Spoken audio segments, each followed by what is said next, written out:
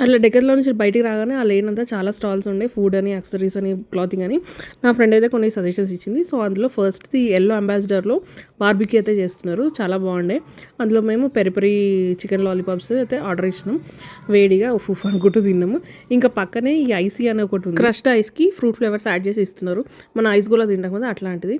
మేమైతే mango and orange flavour తీసుకున్నాం, కానీ ఎందుకో నాకు పెద్దగా నచ్చలేదు. ఆ ఫ్లేవర్ కూడా ఒరిజినల్గా అనిపించలేదు. నేనైతే సగమే తాగిన. నేను ఆ తర్వాత ఈ బ్యాంబులిన్స్ అయితే ట్రై చేసిన, ఫస్ట్ టైం తినడము. ఇవన్నీ నా ఫ్రెండ్ రికమెండేషన్స్ అనమాట. ఇందులో కూడా నేను mango flavour with white chocolate frosting అయితే తీసుకున్నాను. అండ్ త్రిషికకేమో న్యూటెల్లా తీసుకున్నాం అనమాట.